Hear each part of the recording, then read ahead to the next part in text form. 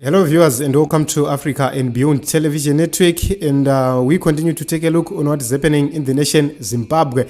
And there is a sad story which we have right now. Chakaitika ndechekuti baba vakanga vari musoja nguva iya ya 2008 short sleeve long sleeve, and vakauraya vanhu, vakaponda vanhu.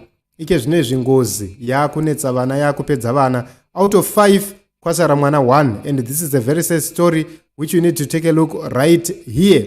And vakanga vachituma vaziri vanoteerwa nengozi, and this is a lesson to those who are involved in these things. Let us hear about this whole issue. Makadi yenyu tete, inini ndiri murume ane 28 years, chiri murume wechidiki. Regai ningoti gagaga nyaya yangu ndisapedze nguva ndokumbiro mundichinje voice chete. Ini ndakazvarwa muimba ine vana vakomana 5, ndini ndanga ndiri last born. Pamabrothers angu tiri vakomana chete. Baba vangu nguva yekurohwa kwevanhu iyaya, he was one of the people vairova. Alright, regai nditaure ndichiti muna 2020 brother yangu yekutanga first born akangoshayikwa pamba. Mukadzi wake akangofona, baba ti handisi kuvaona, baba ti vakabuda nezuro havana kudzoka kumba, zvavasingasimboiti chete. Ndobva vanhu vamboti apamwe. Mukadzi akatoenda kupolisi ndokunoripota. After 2 days 5 days baba ti havasi kuonekwa. Tete 1 month brother yangu ichishayikwa, kubvunza mafriends, kufona kupi nekupi kwataifungoti vari. Baba ti takavashaya. Vaiti vemurume anga responsible, ane vana vake, anga ane vana vake 4 nemudzimai wake. Ndo pakazonzi aiwa ngatifambei. Abereki edu ese ariko, mai nababa variko. Tete takafamba. Tafamba paya ndo patakasvika pane imwe nyanga ikataiwa ingozi iri mumusha yakutotanga kuataka. Tikati ngozi yei? Ndopa vakati chekutanga endei ndinokuratidzai pane bhodhi yemwana wenyu wamuri kushaya, mutange mamuviga muzodzoka kudare rangu. Mapedzaita sei? Kumuviga. Tikafunga kuti pamwe ari kujoka zveshuwa. Tete takafamba nenyanga iya kune rimwe sango rari kutusa nekumaraini kwavo, not kure nekumba kwavaigara. Ndopatakaenda pasango riya ndokunoona brother yangu iripo ipapo nehembe dzavakapedzera kuonekwa vanadzo nemukadzi wacho achichenjodza vabuda nadzo. Zveshuwa yanga iri brother yangu. Of course vanga vaita kakuura nekudyiwa neshiri nei, but vaitooneka kuti ndiwo uyu. Ndobva tatora tete tikanoviga. Zvakabata munhu wese. Amai vangu, she was broken. Takachema, baba vangu akachema. Vanhu pakazotaiwa nyaya ipirira apa ngatidzokerei. Kuya nemunhu akatiratidza kune bhodhi tinonzwa kuti chii. Saka ndopakatudzwa kuti aiwa mwana wenyu akabayiwa nebanga. Akangobayiwa nebanga, and haana kutsanangura zvakawanda kuti ndiani akamubaya. Akangoratidza kuti yes akambayawo, akangopindwa neshavi pambaya, but hapasiripo pane nyaya. Tete ndopakazoti kuna baba gore riye rakanetsa nyaya dzemaelections, vanhu vachirohwa, vanhu vachiita sei. Hamuna vanhu here vamakarova nevamwe vamakatosvika pakutouraya? Because vazhinji vakafa gore iroro, oro vamwe vachamuziva kuti vakafa, vanhu vakavarova zvekutovakuwadza, zvekuti vakazosara kufa muinda. Imuchifunga kuti vanhu vapenyu. Baba vakambotanga vacharamba kupedzisa baba vazobvuma kuti ndozvakaitika gore remaelections. Ndaivepo pavanhu vaiita sei, vanhu vairova vanhu. Handichataura hangu basa raitwa nababa vangu panguva iyoyo, but vakabva vabvuma. Zvikanzi ingozi yapinda mumusha. Ndobva munhu akatibatsira uye akwanisa kutoloketa kuti ngozi yauraya brother yangu iri kubva mumusha upi. Zveshuwa nyaya takadzifambira tete. tikasvika kuya tikanzi ripai tikachajwa mombe dzatakachajwa ndobva taripa.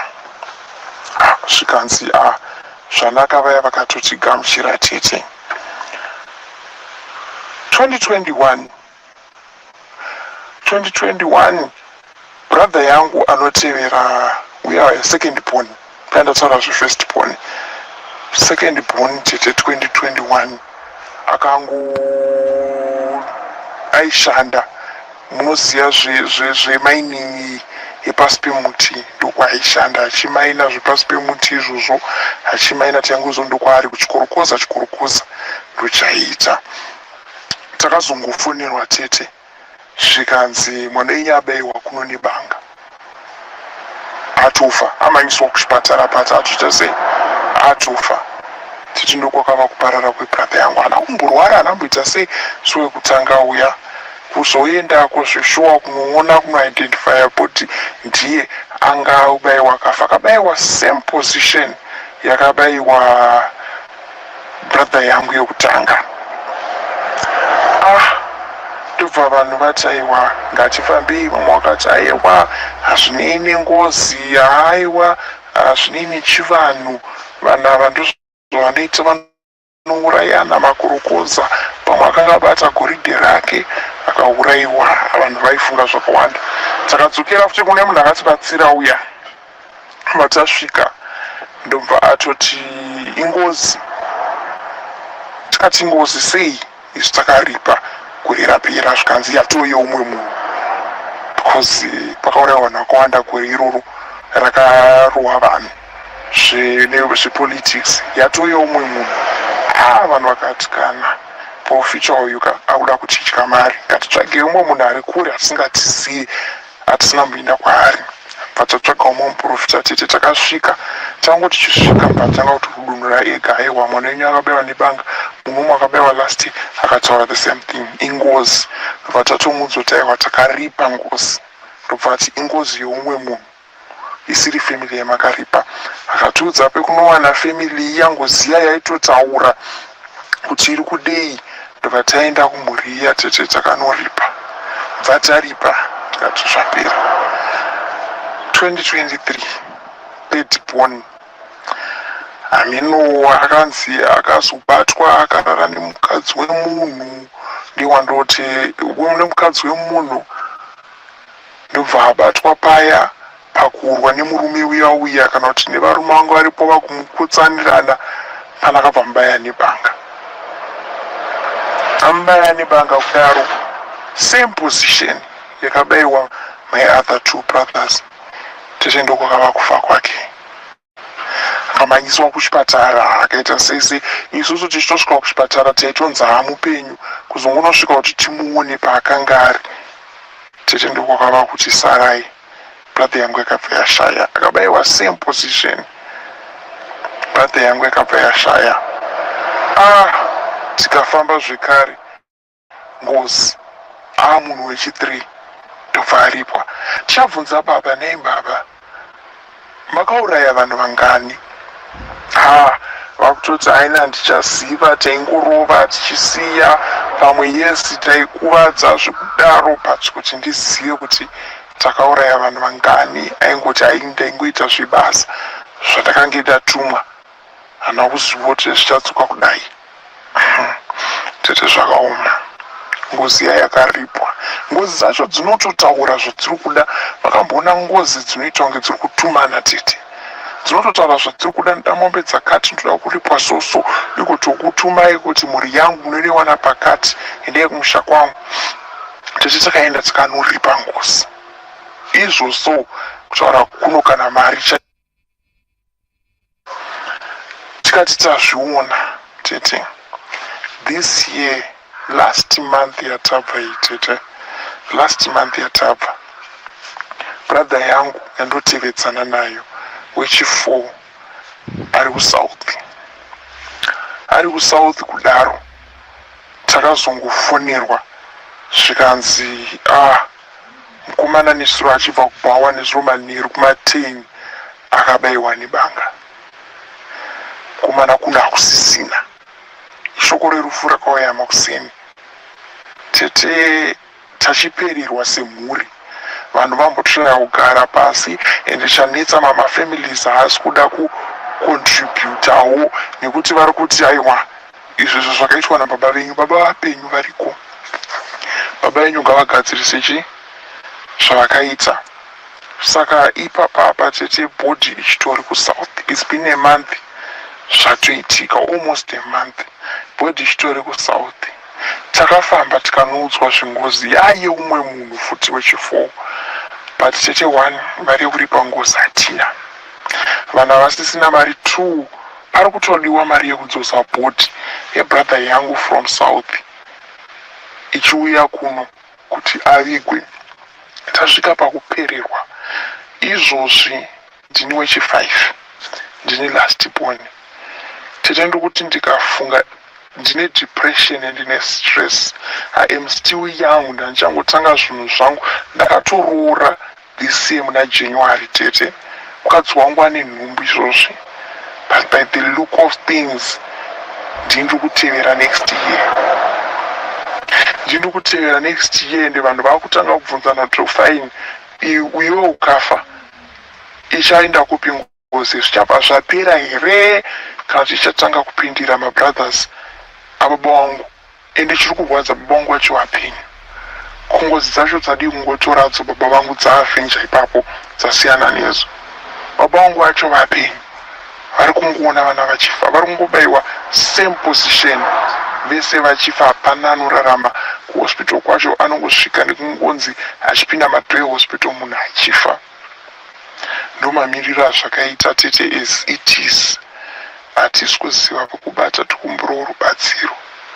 Hatina mari yekunotora bhodhi, hatina mari yekuripa ngozi, but zviri kurwadza ende hatisi kuziva kuti saka tiri kufanira kuita sei. Hatisi kuziva kana kune vane hama dzavo dzairovo vanhu, dzaiuraya vanhu nguva yemaelections nguva iyi. It must be ndandichiri mwana mudiki, I think maybe ndanditori kana kuma 14 years 13 years amene ikoko, but anofanira kunge ari kunana 2008 2009 gore iroro zvakaitika. Veduweyo vanewo here vari kusangana nedambudziko iri, mukazozvidei? Ngozi dzacho dzingani takambobvunza munhu maprofita hatombooni chinhu ukavabvunza kuti ngozi dzacho dzingani. Vanongokuudzai ngozi yamakatasana nayo ende ndezviya zvekuti ngozi yacho pamunoenda zvinopfugamaka munhu iyeye anotonyatsoratidzwa. Ndofunga nengozi iyoyo kuti ndini ani, ototanga kutotaura. Wese ukaenda pane vanohaka inototaura ndini nhingi, baba venyu vakandirova gore rakati, handina kuzomboita 3 days ndobva ndafa, ndadzoka, muchapera mese svika mandiripa. Manje pese pari kunzi mese vanhu vachazoguma neni kana kuti, asi everyone is so sure kuti ndiri kutevera next year. Ndibatsireiwo mhuri yeZimbabwe, ndibatsireiwo. Izvozvi ndinonzwa kuvenga baba vangu, handiri kana kuvaona, ndinonzwa kuvavenga zvisingaiti nezvavakaita. Asi ndanga ndichikumbira rubatsiro kuti vakadai panopfuurika sei, ngozi idzi dzinoripwa sei. Ndokumbira rubatsiro. Ndichatevera comment section. So this is it, Team Zimbabwe, and this is a sad story of a young man who is looking for help. And munoziva kuti vana baba in 2008 vaita zvinogara zvakadaro, vaita zvinorova. And you know, this is the reason why isisu taiti kana mune hama yenyu iri mumilitary, iri mupolisi, iri kuCIO, better talk to that relative. Kana mukaona mapolitical tensions asvika, taurai nehama dzenyu dzisava involved in all those things. And at a certain point in time, you know, I want to thank my father, because around 2008 his brother who was a soldier akatodaidzwa kumba zvikanzi mukoma kuri kurohwa vanhu, kuri kuuraiwa vanhu, hatidi kunzwa zvisina basa. And you know, that is brotherly love, because he knew, he understood kuti kana zvinhu zvese zvaakuzoitika zvinouya kumhuri. So you can actually see that this is the problem which we have. Mnangagwa is on record saying that in 2008 he orchestrated or ordered that operation yakazoitika yaya vanamutasa nevamwe vese vatiza. Mnangagwa is on record that they had to invoke that amendment yakazoita kuti vanhu vadzoke kurerun ndobva pazolonjwa 27 June. And we are commemorating 27 June vamugabe muoffice. This is the period we are as we speak right now. This is the period yakafa hama dzedu, yakafa vanhu vedu vakanga vari kuopposition, vamwe vachigurwa maoko. Up to this date ne vanhu vakagurwa mashort sleeve nemalong sleeve. So long sleeve waikatwa nemunomu, short sleeve waikatwa nemunomu, ndo yainzi short sleeve. Just imagine guys, there are people who were amputated vachishandiswa mabhemba. Ani muri kuzviona vapedza kushandisirwa bhemba wobva waisirwa ruoko mumoto. Imagine that the trauma those people went through. Kaenda kuna namwenezi vanhu vakarohwa zvinotyisa zvinoshamisa. This is the reason why you see up to this day vanhu vemwenezi kana vakangonzwa kuti kunorohwa munhu, they run to vote for ZANU-PF is because they were tortured. Anduri kuzviona. It's not only mwenezi, chiredzi, all over Zimbabwe, across Zimbabwe. So many people suffered. Vanhu vakarohwa in 2008. Up to this day, a man who perpetrated that genocide is still walking scot-free right here in the nation Zimbabwe, and is the most protected man and respected politics. And he bragged about it and without even consequences. So you can actually see that in 2008, then 2009, Morgan Tsvangirai went into a GNU, shook hands with these people. But varikuramba vachidzokorora all the same things up to this day. Last year, our people first came and wanted to do the same thing, threatening people. So these are the same people vanenge vachinzi Chamisa ngaenda anobatana navo. No, guys. When Nelson Chamisa says, I will not join anything to do with Emmerson Mnangagwa, he's not doing it because he is greedy. No. He's saying so because he cares for the people who lost their lives in 2008. We are speaking to this day because we know that very dear people, very, very close people died in 2008 because of politics. Last year, we lost a lot of people on account of politics. All these past years, we lost a lot of people on account of politics. Go to 2018. Several people were shot in town in the CBD who had nothing to do with politics. They were shot by the military. They died on account of politics. Itai Dzamara went missing. Up to this day, nobody knows where Itai Dzamara is. His family is seeking closure because of politics, on account of politics. So we have lost a lot of people, and when we are fighting this struggle, we continue to face a lot of challenges and a lot of problems on account of politics. I am a victim of political violence. My wife was beaten last year in the last election. She was beaten. She was pregnant by then. She was beaten by these people on account of politics. You see, so when we are fighting in this political terrain, it's not easy. We have been there.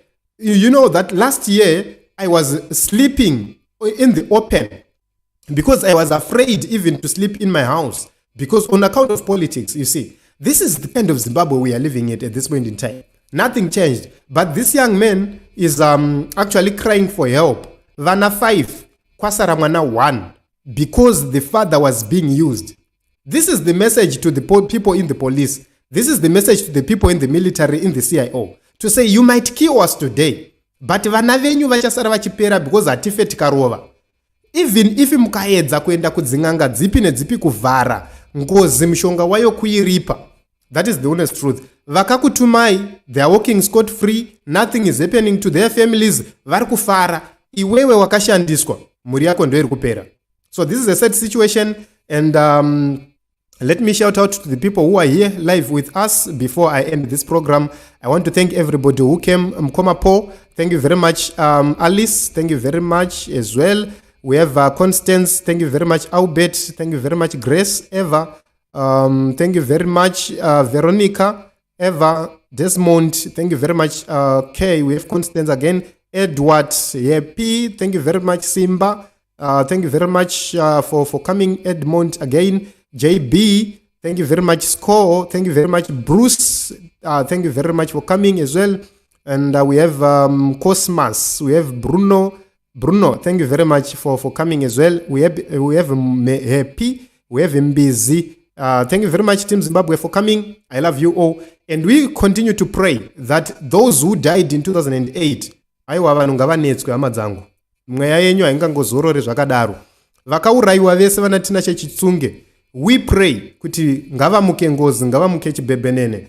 This is the only way you can send a message to the perpetrators of these things. So thank you very much for the support you have been offering to us. Please continue to subscribe, continue to like, continue to share the videos, and who promise to come back each and every time to talk about the politics in Zimbabwe without fear, without favor. Edward, thank you very much. Bushpack, thank you very much as well. And let us end it here. But this is something else. For those who came late, we played the audio the beginning of this video. So you have to revisit so that you hear that said story. Thank you very much, everybody. My name is Ronald Wekwa Makusha.